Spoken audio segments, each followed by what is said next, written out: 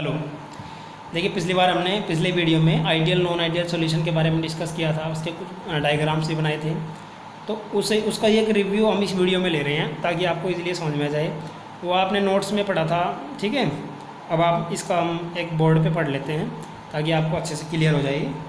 तो उससे पहले आपको उस वीडियो को जरूर देख लेना चाहिए, उसमें नोट्स में कि आप नोट्स आपको एक बार पढ़ लेने चाहिए तो अच्छा रहेगा।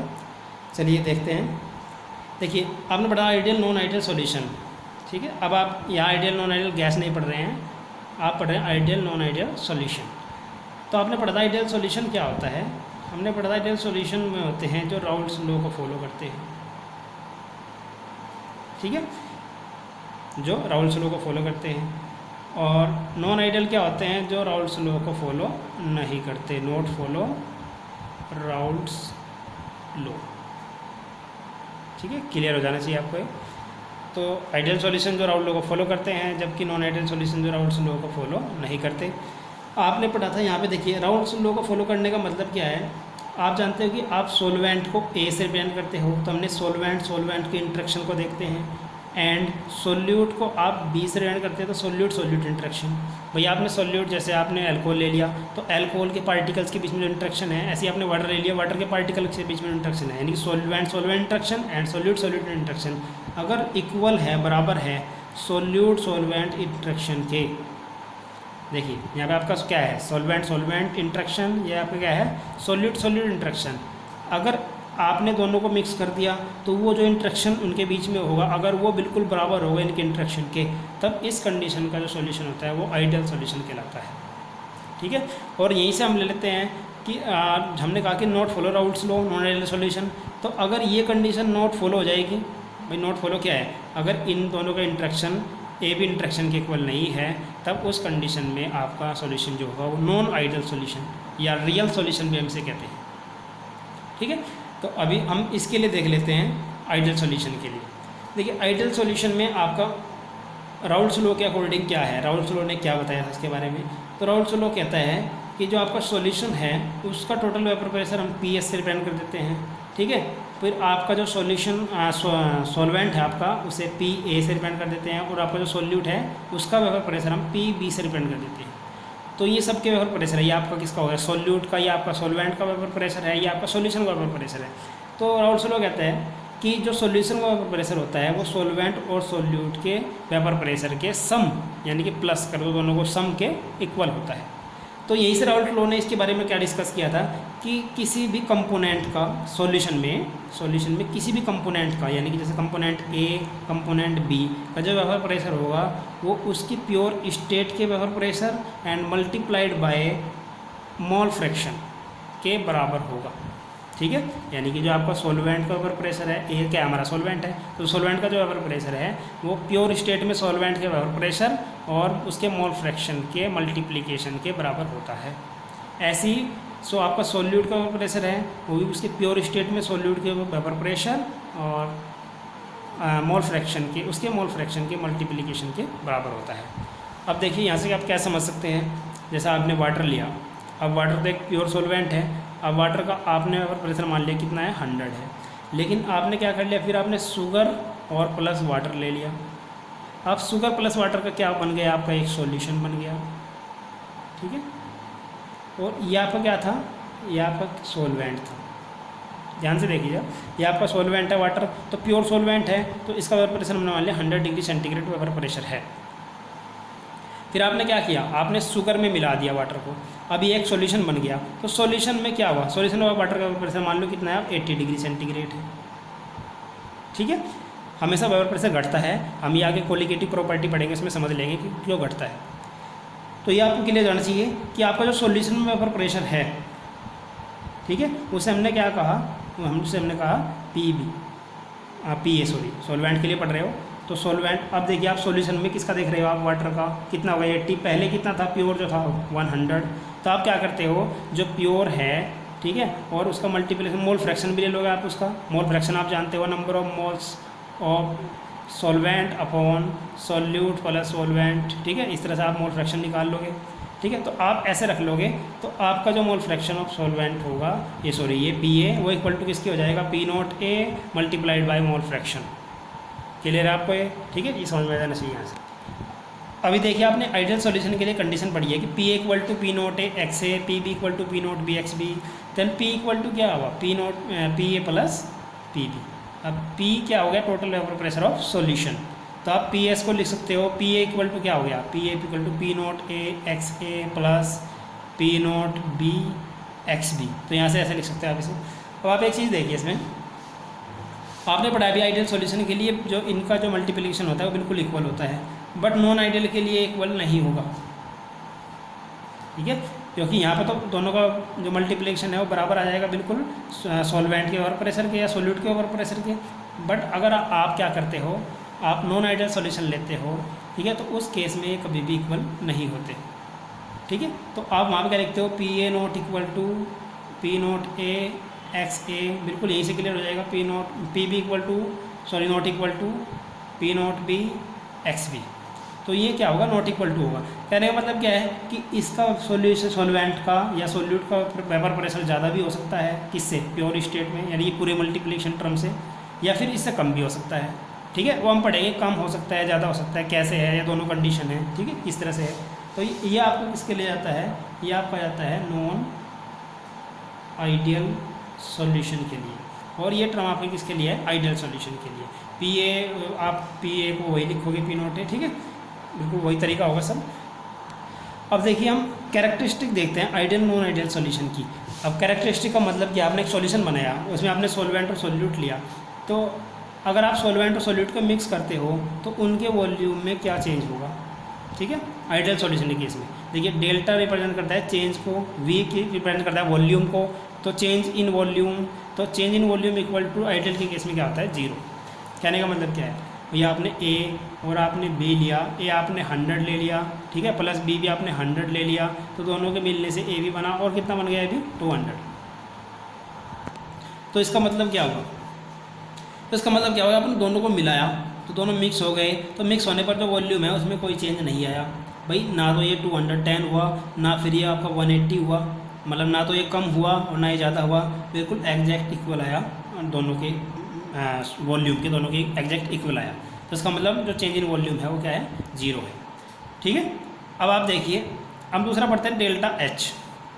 डेल्टा एच होता है, एच क्या होता है आपकी एंथैल्पी, और डेल्टा क्या हुआ चेंज, तो चेंज इन एंथैल्पी। अब चेंज इन एंथैल्पी या कह लो चेंज इन हीट कह लो, तो वो भी इक्वल टू किसके होता है 0 के। देखिए इसका मतलब समझ लीजिए आप क्या है, इसका मतलब आपने ए लिया आपने और बी लिया, दोनों को मिक्स कर दिया, अब दोनों मिक्स हो गए आसानी से, यानी कि मिक्स करने के लिए आपको ना तो उन्हें टेम्परेचर देना पड़ा, और ऐसा भी नहीं है कि दोनों मिक्स हो करके दोनों इतनी तेज़ी से मिक्स हुए कि वहाँ से हीट रिबलेट हो गई। ठीक है, तो ना तो वहाँ पे आपको टेम्परेचर देना पड़ा और ना वहाँ से हीट लिबरेट हुई, तो इसका मतलब दोनों जब मिले तो इनके मिक्स होने से हीट में कोई चेंज नहीं आया, तो चेंज इन हीट क्या हो गया, चेंज इन एंथैल्पी क्या हो गया 0 हो गया। देखिए इसे आप ऐसे समझ सकते हैं, जैसे आपने कंटेनर लिया हुआ है और कंटेनर में आपने क्या ले लिया, यहाँ पर वाटर ले लिया और आप इसमें मिक्स करने लगे H2SO4, ठीक है, एसिड मिक्स करने लगे आप इसमें। तो जब एसिड को मिक्स करने लगते हो उसमें, तो ये तो इसका जो एसिड होता है इसका हाइड्रेशन तेज़ी से होने लगता है, क्योंकि बहुत ज़्यादा इंट्रैक्शन होता है इनके बीच में। ठीक है, तो इनके जो इंट्रैक्शन से क्या होगा, हाइड्रेशन एनर्जी लिबरेट होगी। भाई जब हाइड्रेशन होगा तो उससे जो एनर्जी लिबरेट होगी या जो एनर्जी निकलेगी उसे हम कहते हैं हाइड्रेशन एनर्जी। अब वो एनर्जी जो है वो हीट की फॉर्म में निकल रही है, तो क्या करेगी, उस वाटर का टेम्परेचर को इंक्रीज कर देगी। तो जब हम पहले का टेम्परेचर देखते हैं और बाद का टेम्परेचर देखते हैं तो हमें टेम्परेचर देखने में मिलता है, वहाँ बढ़ जाता है टेम्परेचर। ठीक है, तो यहाँ पे हीट इवोल्व हो जाती है। तो कुछ केस ऐसे भी होंगे जहाँ पे आपका मिक्स ना हो, भाई कुछ केस ऐसे भी होंगे आपने कोई सॉल्वेंट भी ले लिया, वह मिक्स नहीं हो रहा है सोल्यूट, तो आप क्या करोगे, हीट दोगे ताकि वो पूरी तरह से मिक्स हो जाए, तो वहाँ पे हीट एब्जॉर्ब होगी। लेकिन आइडियल सॉल्यूशन के केस में हमें ये सब देखने को नहीं मिलता, ना तो यहाँ पे हीट एब्जॉर्ब होती है ना यहाँ पे हीट इवोल्व होती है। लेकिन अगर आप नॉन आइडियल के केस में देखते हो तो नॉन आइडियल केस में आपका delta V not equal to 0, समझ गए होंगे आप क्या मतलब है भाई, या तो वॉल्यूम बढ़ जाएगा या वॉल्यूम कम हो जाएगा। ऐसी delta H not equal to 0, या इसका मतलब क्या है, या तो वहाँ पे हीट एब्जॉर्ब हो जाएगी या वहाँ पे हीट इवोल्व हो जाएगी। तो इस तरह से आप इन दोनों केसेस को समझ सकते हो, ये इनकी कैरेक्टरिस्टिक्स है। अब देखिए ऐसे कौन से एग्जाम्पल्स हैं, हम एग्जाम्पल्स को पहचानें कैसे कि आइडियल है या नॉन आइडियल है, हम कैसे ध्यान दें। ठीक है, तो इसे समझ लेते हैं। देखिए आइडियल के लिए हम पहले पढ़ लेते हैं, तो एक तरीका आपको बता देता हूँ आइडियल के लिए कि जो आपके एग्जाम्पल्स होंगे वो आपके नॉन वोलेटाइल सॉल्यूट होंगे और वो एक दूसरे और कोवलेंट होंगे, ठीक है। कोवलेंट होंगे, नॉन पोलर भी हो सकते हैं या पार्शियली पोलर भी हो सकते हैं। जैसे कि आप एग्जांपल लो, आपने बेंजीन लिया और बेंजीन में आपने क्या मिला दिया, टोल्यूइन। अब देखिए बेंजीन भी नॉन पोलर है, टोल्यूइन नॉन पोलर है, दोनों नॉन पोलर है, तो इन दोनों का तो आपने इन दोनों का मिक्सचर ले लिया। फिर आपने लिया दूसरा एग्जांपल आप ले सकते हो उसमें, जैसे हमने C2H5Cl और प्लस C2H5Br। अब देखिए दोनों पोलर हैं, दोनों पार्शियली पोलर है, दोनों मिक्स हो गए, ठीक है। लेकिन आपके कैसे हैं, दोनों कोवलेंट हैं। तो इस तरह का भी एग्जांपल ले सकते हो आप इसमें। समझ लीजिए एग्जांपल, आपने ले लिया कार्बन टेट्राक्लोराइड और plus silicon tetrachloride SiCl4 CCl4 दोनों को मिक्स कर दिया, तो आपके जो लगभग होंगे वो सब एक जैसे होंगे दिखने में। या आपने ले लिया N-हेक्सेन, N-हेप्टेन, तो आप ऐसे कह सकते हो एक फैमिली से बिलोंग करने वाले हो। जैसे यहाँ पे हेलोजन की फैमिली और ये दोनों एक ही हो गए सेम, और हेलोजन थोड़ा डिफरेंट कर दिया हमने। यहाँ पे बेंजीन, टोल्यूइन में बेंजीन रिंग होती है, आप जानते हो। CCl4 यहाँ पे हेलोजन सेम है, और कार्बन सिलिकॉन एक ही फैमिली के हैं। तो आप इस तरह से इसके एग्जाम्पल को कवर कर सकते हो, समझ सकते हो आसानी से आइडियल के लिए। अब हम एग्जांपल देख लेते हैं नॉन आइडियल के लिए। अब देखिए इसमें आप इस तरह के एग्जांपल लोगे, एक तो आपका एग्जांपल इसमें वाटर का कॉमन बहुत होता है कि वाटर जरूर होता है, या आपका दूसरा इस तरह का एग्जांपल होगा जिसमें पोलैरिटी ज़्यादा हो और मिक्स जल्दी हो जाए, ठीक है। अब इसमें उसमें भी दो तरह के मिलते हैं एग्जाम्पल। अब दो तरह के इसमें मिलते हैं, एक तो इसमें आपका जो नॉन आइडियल होता है इसमें दो तरह के डेविएशन देखने के लिए मिलते हैं। एक तो पॉजिटिव डेविएशन होता है और एक नेगेटिव डेविएशन होता है, ठीक है। अब डेविएशन होता क्या है, देखिए डेविएशन को हम बोलते हैं विचलन, ठीक है। डेविएशन होता है आपका विचलन। विचलन का मतलब क्या है, जैसे हम पहले पढ़ रहे थे कि जो PA है वो इक्वल टू होगा P0A मल्टीप्लाइड बाय XA, ठीक है। बट अगर ये इक्वल ना होगा मतलब क्या है कि जैसे हम पढ़ रहे थे डेल्टा V इक्वल टू 0 होगा, डेल्टा S इक्वल टू 0 होगा फॉर आइडियल सॉल्यूशन। बट अगर ये 0 ना हो, ये 0 से ज़्यादा हो जाए, ये 0 से कम हो जाए, ऐसे डेल्टा H 0 से ज़्यादा या कम हो जाए, तब उस केस में ये भी इक्वल नहीं होगा। तब वो आपके इक्वल होते हैं। अब इक्वल होने में क्या है भाई, ये ज़्यादा हो जाए या फिर आपका ये ज़्यादा हो जाए, ठीक है, दोनों कंडीशन हो सकती है। तो उसमें हम दो तरह के पॉजिटिव डेविएशन देखते हैं।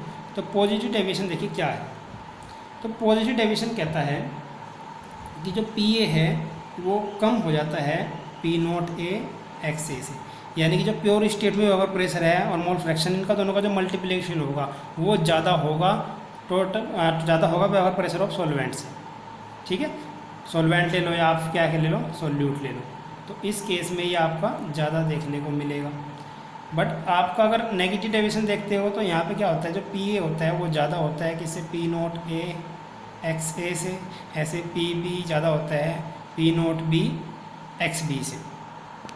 अब देखिए आप कैसे समझ सकते हो, आपने पीछे ideal solution non ideal solution के लिए एक तरीका और पढ़ा था कि जब AA एंड BB इंट्रैक्शन, हमने पढ़ा था not equal to AB interaction, हमने पढ़ा था A interaction and BB interaction not equal to AB interaction, तब ऐसा सॉल्यूशन हमारा कैसा होता है, आपका नॉन आइडियल सॉल्यूशन होता है, ठीक है। देखिए यहाँ से हम कैसे समझेंगे, एक तरीका आपका समझने का और है कि जो आपका पॉजिटिव होता है, पॉजिटिव के केस में आपका जो AB इंट्रैक्शन होता है, AB इंट्रैक्शन होता है वो वीक होता है, और जो नेगेटिव होता है, नेगेटिव के केस में जो आपका AB इंट्रैक्शन है वो स्ट्रॉन्ग है, स्ट्रॉन्ग इंट्रैक्शन है।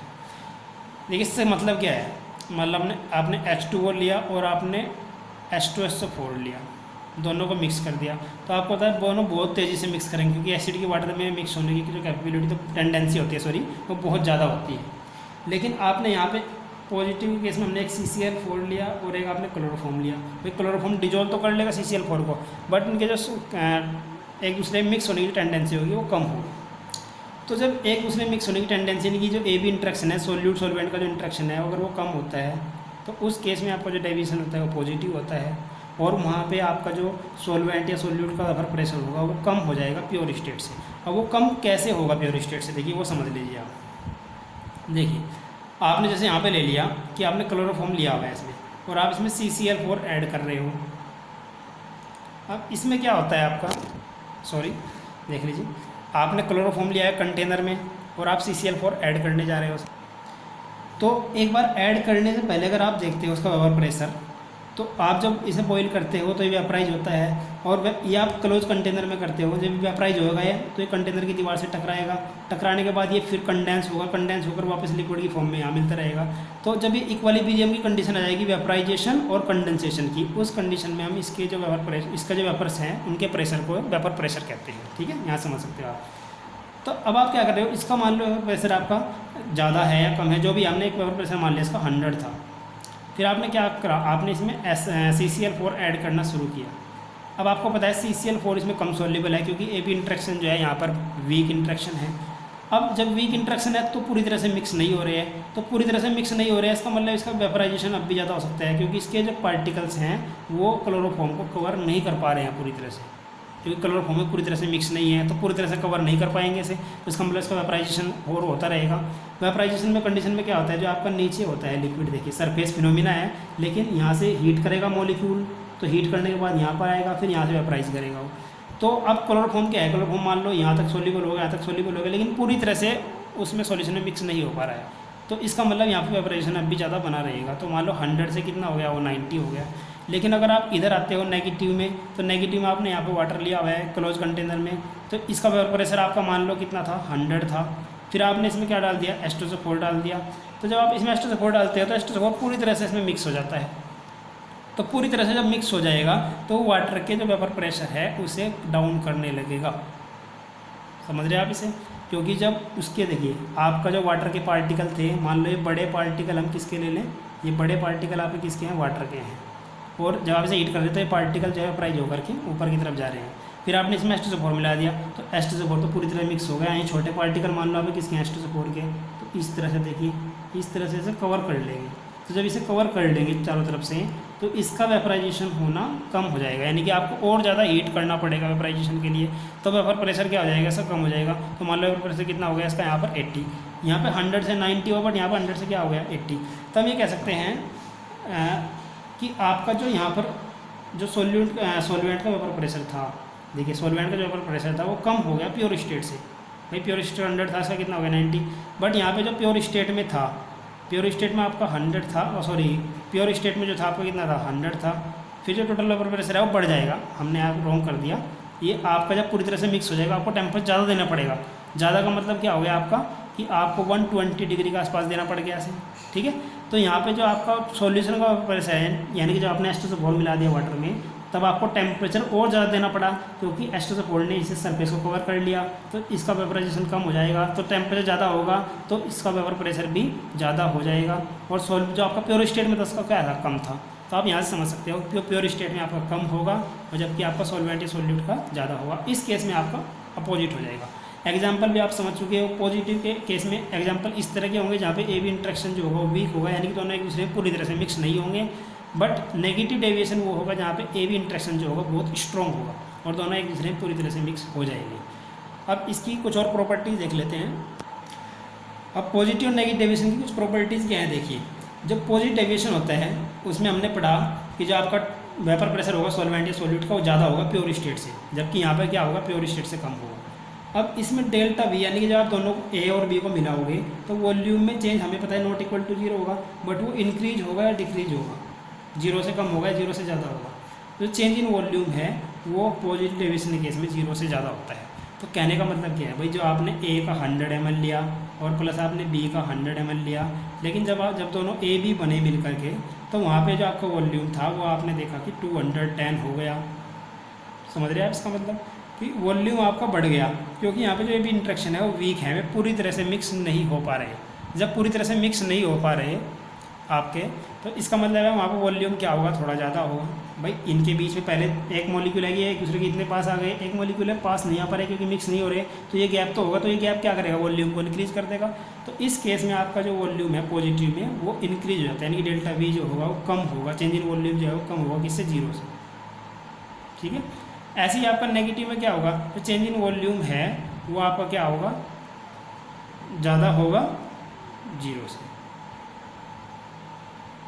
ठीक है, हमने थोड़ा उल्टा कर दिया, यहाँ पे जो चेंज इन वॉल्यूम है वो ज़्यादा होगा, यानी वॉल्यूम ज़्यादा चेंज होगा, और यहाँ पे वॉल्यूम में कम चेंज होगा, सॉरी, ठीक है। यानी कि यहाँ पे वॉल्यूम आपका जो है, मान लो 100 + 100 आपने मिलाया और आपका कितना हो गया 180, तो यहाँ पे वॉल्यूम क्या हो जाएगा, डिक्रीज। तो यहाँ पे आपका वॉल्यूम डिक्रीज हो जाएगा और यहाँ पे आपका वॉल्यूम इंक्रीज हो जाएगा। तो ऐसे आप समझ सकते हैं। तो पॉजिटिव के केस में वॉल्यूम इंक्रीज हो जाता है और नेगेटिव के केस में वॉल्यूम डिक्रीज हो जाता है। अब बात करते हैं हम एंथैल्पी चेंज की। तो जो एंथैल्पी चेंज होता है डेल्टा एच, ये पॉजिटिव के लिए है और ये आपका नेगेटिव के लिए पढ़ रहे हैं डेल्टा एच। अब देखिए यहाँ पे जो डेल्टा एच होता है वो आपका नॉट इक्वल टू 0 है, ये तो हमने पढ़ा ही था, ठीक है। तो हम कहते हैं डेल्टा एच जो होता है वो 0 से ज़्यादा होता है, ठीक है। और यहाँ पे डेल्टा एच जो होता है वो 0 से कम होता है। अब देखिए 0 डेल्टा एच ज़्यादा है 0 से, इसका मतलब क्या है, इसका मतलब है जब आप ए और बी को मिक्स कर रहे हो उससे आपने ए बी बनाया है, आपको बताइए ए बी के बीच में वीक इंट्रैक्शन है, तो हमें अगर इनके बीच में इंट्रैक्शन बढ़ाना है तो हम क्या करेंगे, टेम्परेचर देंगे या लेंगे इससे। तो आप क्लियर सी बात है, टेम्परेचर आप दोगे तो आप टेम्परेचर बढ़ा दोगे। तो इंट्रैक्शन वीक है इसलिए आपको क्या करना पड़ेगा, टेम्परेचर देना पड़ेगा सर, ठीक है। जबकि यहाँ पे जो आपका ए बी इंट्रैक्शन था वो स्ट्रॉन्ग था, इसलिए में एक दूसरे जब मिलेंगे तो वहाँ पे हीट इवोल्व होगी। तो इसका मतलब है यहाँ से हीट क्या होगी, इवोल्व होगी, एनर्जी रिलीज होगी, जबकि यहाँ पे हीट एब्जॉर्ब होगी। तो यहाँ पे एब्जॉर्प्शन होता है पॉजिटिव केस में, नेगेटिव केस में एमिशन यानी कि इवोल्यूशन होता है हीट का। तो इसे आप क्लियरली समझ सकते हो आसानी से। इसमें आप एग्जांपल ले सकते हो, जैसे आपने H2O + H2 से फोड़ लिया, भाई दोनों एक दूसरे में बहुत तेज़ी से मिक्स होंगे, हीट इवोल्व होगी।